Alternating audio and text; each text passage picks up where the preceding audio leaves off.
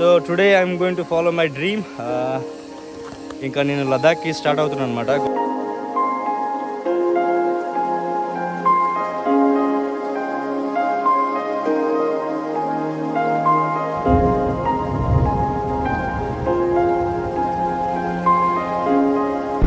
Odisha has a very rich history అనమాట.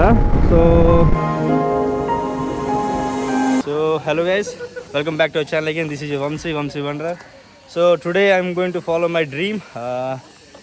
ఇంకా నేను లదాఖ్కి స్టార్ట్ అవుతున్నాను అనమాట. కొన్ని జ్యోతిర్లింగాలు అండ్ కొన్ని మన సనాతన ధర్మ యాత్రలు ఉన్నాయన్నమాట. సో ఆ యాత్రలన్నీ కంప్లీట్ చేసుకుంటూ వద్దామని స్టార్ట్ అవుతున్నా ఈరోజు నుండి. అండ్ అది కూడా మా ఊరు నుండి స్టార్ట్ అవుతున్నా. డోగుల్పాడు అని చాలా బ్యూటిఫుల్ విలేజ్ అనమాట. మంచి కోస్టల్ లైన్ ఇది.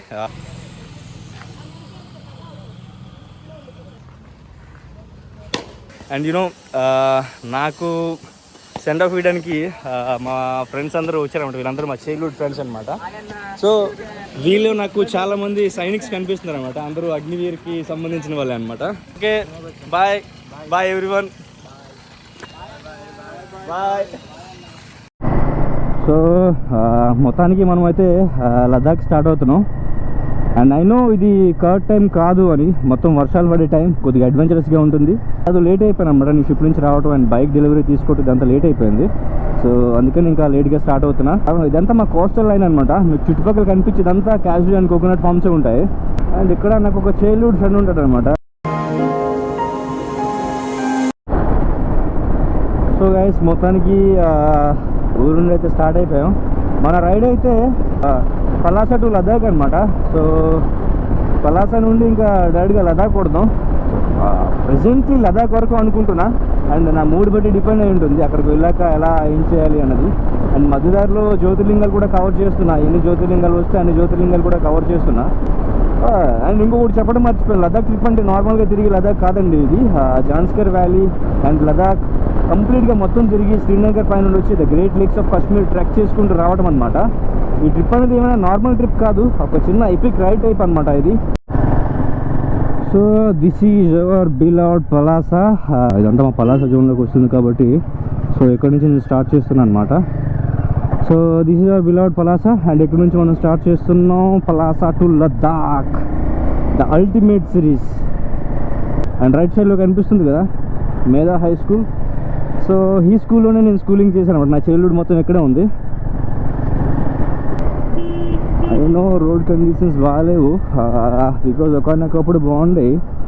ఇప్పుడు సమ్ పొలిటికల్ గేమ్స్ ఆడేసి మొత్తం రోడ్స్ అయితే చండాలని చేసేసారనమాట. Okay fine, now government has been change.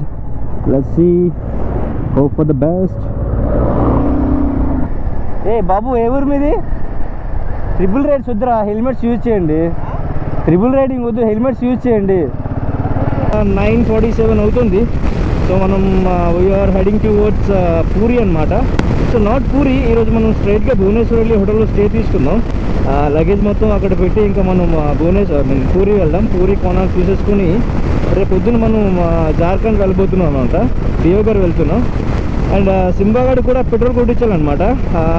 But నేను ఆంధ్రాలో అయితే పెట్రోల్ కొట్టించుకోదలుచుకోవట్లేదు. సో నాకు తెలిసి నేను పలాస నుండి మాకు బోర్డర్ కాబట్టి ఒరిస్సా క్రాస్ అవ్వగానే నేను పెట్రోల్ కొట్టించుకుంటాను అనమాట. ఒడిస్సాకి దగ్గరలో ఉన్నాం మనం.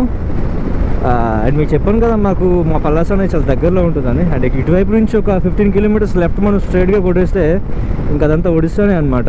ఏదో సంత అనుకుంటా ఈరోజు. కానీ ఏదేమైనా మా విలేజ్ని మిస్ అవుతాను అబ్బా. రియలీ అసలు అవసరం ఉంటుంది మా విలేజ్ అన్నది. ఆ బీచ్ దగ్గర ఉండే రాయలు కానీ ఎంత బాగుంటుందంటే అట్మాస్ఫియర్ అంతాని, జీరో పొల్యూషన్ అనమాట.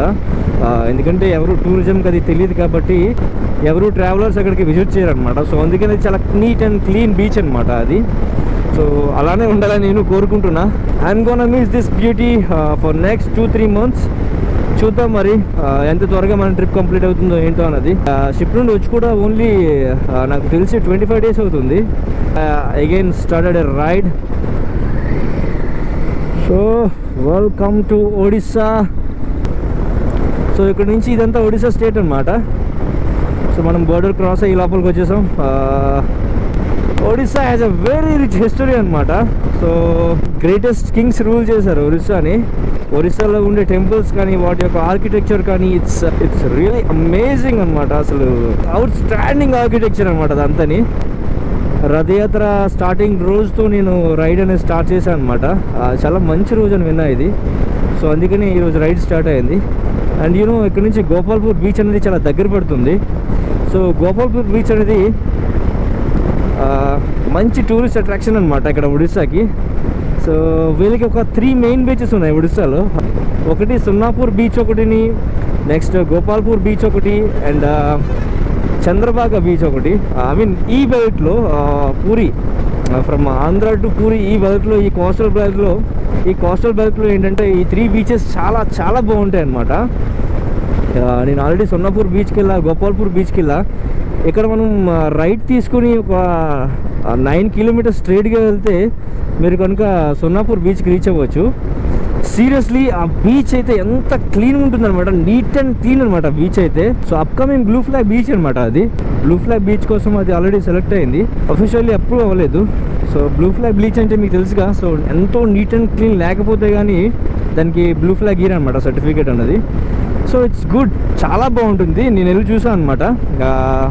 మంచి ట్రాక్ ఉంటుంది అనమాట నడవడానికి. చుట్టుపక్కల మీకు హట్స్ టైప్లో రిసార్ట్స్ కానీ చాలా మంచి మంచి రిసార్ట్స్ ఉంటాయి. ఇట్స్ ఎక్స్ట్రాడినరీ అనమాట. ఈవెన్ మీరు ఒక చిన్న చాక్లెట్ ర్యాప్ కూడా అక్కడ మీరు ఫైండ్ అవుట్ చేయలేరు అనమాట, అంత నీట్ అండ్ క్లీన్గా ఉంటుంది. మంచి గార్డెన్స్తో వీటితో చాలా నీట్గా డెకరేట్ చేశారు. అండ్ మీకు స్నానం చేయడానికి కూడా ఒక సేఫెస్ట్ రీజన్ ఉంటుందన్నమాట. సో ఆ సేఫెస్ట్ రీజన్లో మీకు కొన్ని థ్రెడ్డింగ్స్ కట్టి ఇవి కట్టి మీరు అక్కడ స్విమ్మింగ్ చేయొచ్చు, స్నానాలు చేయొచ్చు. ఇట్స్ గుడ్, చాలా బాగుంటుంది. గోపాల్పూర్ బీచ్ ఏంటంటే మనకి ఆర్కే బీచ్ అనే ఒక బీచ్ రోడ్ టైప్లో ఉంటుంది. సో ఐ మీన్ మీరు అనుకోండి ఇంకా ఒడిస్సాకి వైజాగ్ టైప్ అనమాట ఇంకా గోపాల్పూర్ బీచ్ అన్నది. ఒక బీచ్ రోడ్ ఉండి అక్కడ కూర్చోవడానికి దీనికి స్టెప్స్ టైప్లో ఉండి you can enjoy the beach by sitting there. చాలా బాగుంటుంది. అండ్ సన్ రైజ్ అయితే ఇంకా బాగుంటుంది అక్కడ. సన్ రైజ్ పాయింట్స్ చాలా బాగుంటాయి ఇక్కడ. చంద్రబాగా బీచ్ కూడా, పూరి అండ్ చంద్రబాగా బీచ్ కూడా బ్లూ ఫ్లాగ్ బీచెస్ అనమాట. అవి చాలా బాగుంటాయి అవి కూడా. సో పూరికి దగ్గరలో ఉంటుంది. మనం అక్కడ చూపిస్తాను, కోనార్కి వెళ్ళేటప్పుడు మీకు ఆ చంద్రబాగా బీచ్ కూడా చూపిస్తాను. సో సింబాగడ్కి పెట్రోల్ కొట్టాల్సిన టైం వచ్చేసింది. సో ఇక్కడ 102 ఉందన్నమాట. అదే ఆంధ్రాలో అయితే 111 అనుకుంటా, 111 ఉంది. ఇక్కడ 102 ఉంది. They have very rich history అనమాట. సో నాకు ఇంకా అంటారు కదా Odisha is a hidden gem of India అని. రియలీ నేను ఇవన్నీ చూసాక, ఈ పూరి కోనార్క్ టెంపుల్ కానివ్వండి, వీటి యొక్క హిస్టరీ తెలుసుకున్నాక, ఈ బీచెస్ అన్నీ చూసాక అప్పుడు అనిపించింది, Odisha is really it's a hidden gem అనమాట. నిజంగానే మనం ఎక్స్ప్లోర్ చేయడానికి చాలా ఉన్నాయి. అండ్ ఇక్కడ ఫారెస్ట్ అయితే చాలా పెద్ద ఫారెస్ట్లే ఉన్నాయి. మంచి మంచి హిల్ స్టేషన్స్ కూడా ఉన్నాయి, మహేంద్రగిరి అని ఇవన్నీ. ఇట్స్ సీరియస్లీ ఒడిస్సాను కూడా సపరేట్గా మనం ఎక్స్ప్లోర్ చేయొచ్చు. సపరేట్గా ఒక మిషన్ ఒడిస్సా అని పెట్టుకుని స్టేట్ మొత్తం మనం ఎక్స్ప్లోర్ చేయొచ్చు. సో గైస్, ఇండియాలో one of the biggest dry fish market అనమాట ఇది. You can find a lot of dry fishes here. So మీరు ఇక్కడికి ఏమి తీసుకొచ్చినా సరే విత్ ఇన్ హార్స్లో సేల్ అయిపోతుందంట. సో ఇండియాకి ఎక్కువ ఐరన్ అండ్ స్టీల్ ప్రొడ్యూస్ చేసేది మన ఒడిస్సానే అనమాట. They have very rich iron ore mines అనమాట. సో మీరు చూడవచ్చు కోరాపుట్ అటువైపు ఇటువైపు ఆ ల్యాండ్ అనేది చాలా మంచి మినరల్స్తో ఉంటుందన్నమాట. Iron ore and graphite stone కూడా ఎక్కువ ప్రొడ్యూస్ చేసేది ఒడిస్సానే అనమాట. And aluminium world second largest production అనమాట. ఎక్కడి నుంచి? ఒడిస్సా నుండి అనమాట అల్యూమినియం ప్రొడ్యూస్ అయ్యేది. మనమంతా Shambhala, oh my goodness, Shambhala, oh my god, Shambhala. I think ఇది కల్కి సినిమాలో ఉండే శంబాలా ఏంటి? మనం చిలకాకి దగ్గరికి వచ్చేసాం. అండ్ చూస్తున్నారా మొత్తం ఫారెస్ట్ ఏరియా అనమాట ఇదంతాని. సో ఎలిఫెంట్స్ తిరిగే జోన్ అనమాట ఇది. సో ఎక్కడికక్కడ బోర్డ్స్ ఉన్నాయి, ఎలిఫెంట్ జోన్, బీ కేర్ఫుల్ అని. Chilika yes, the largest salt water lake అనమాట ఇది. India's largest salt water lake ఇది చిలక. చూస్తున్నారా? It's very huge salt lake. మధ్యలో ఉన్న ట్రైన్ వెళ్తుంది చూసారా? చిలకకి దగ్గరగా ట్రైన్ వెళ్తుంది అనమాట. ట్రైన్ జర్నీ కూడా చాలా బాగుంటుంది. నేను చిన్నప్పుడైతే చిలక పూరి వెళ్ళేటప్పుడు ఈ చిలక కోసం చాలా ఘోరంగా ఎదురు చూసేటోడిని. చిలక లేక్ అనేది చాలా పెద్దదండి. సో అక్కడ డాల్ఫిన్ స్పాట్స్ ఉంటాయి. అక్కడ డాల్ఫిన్స్ మనం స్పాట్ చేయొచ్చు. And some rare migrated birds కూడా మనం చూడవచ్చు అక్కడ. సో అంత పెద్ద లేక్లో డిఫరెంట్ పార్ట్స్ ఉంటాయి అండ్ చిన్న చిన్న ఐలాండ్స్ కూడా ఉంటాయి అన్నమాట. సో అక్కడికి మనం బోటింగ్ త్రూగా వెళ్ళి అవన్నీ విట్నెస్ చేయొచ్చు. సో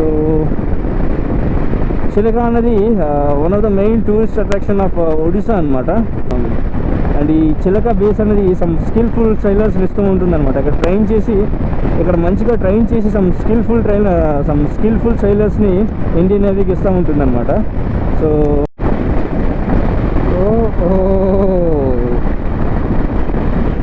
వర్షానికైతే షూర్ మనం దొరికేస్తాం. యూనో ఒడిశా ఉమెన్ అంటేనే స్ట్రాంగెస్ట్ ఉమెన్ అనొచ్చు మనం. They are following the ancient culture అనమాట. సో వాళ్ళు క్లోత్స్ వాష్ చేసేది కానీ and they are carrying water carry చేసేది కానీ అదంతా ఓల్డ్ ప్రాసెస్ అనమాట. ఇంట్లో ఇల్లు వచ్చే ప్రాసెస్ కానీ ఇదంతా ఏన్షియంట్ ప్రాసెస్ని ఫాలో అవుతూ ఉంటారనమాట. సో అలా ఉంటే ఏంటంటే ఒడిశా స్ట్రాంగ్ అన్నా కదా అని of course we are Odisha girls. వాళ్ళైతే కాదబ్బా, వాళ్ళు వేరు. They are only for reels అనమాట. వాళ్ళు కాదు, కొద్దిగా వాళ్ళకి ముందు జనరేషన్ ఉమెన్ అనమాట. మీరు కొద్దిగా రూరల్ సైడ్ వెళ్తే మీకు కనిపిస్తారనమాట. They are very strong. వాళ్ళు డైలీ ఎక్సర్సైజ్ రూపంలో అన్ని పనులు చేస్తూ ఉంటారు కాబట్టి థింగ్ అనమాట. పాత రోజుల్లో వాళ్ళు ఫాలో అయ్యే వర్క్ ప్రాసెస్ కానీ ఇది కానీ చేసుకుంటూ ఉంటే they are getting strong. Their body కూడా చాలా స్ట్రాంగ్గా ఉండేది. వాళ్ళు పనులు కూడా they are equal to men అనమాట. కొంతమంది అయితే మెన్ కన్నా స్ట్రాంగ్ ఉంటారు అనమాట. వాళ్ళకంటే ఎక్కువ వర్క్ చేసేంత సత్తా వాళ్ళకి ఉంటుంది. ఓ ఓ ఓ ఒడిశాలో ఇది కొద్దిగా ఎక్కువ అనమాట. ఓ మై కడుపు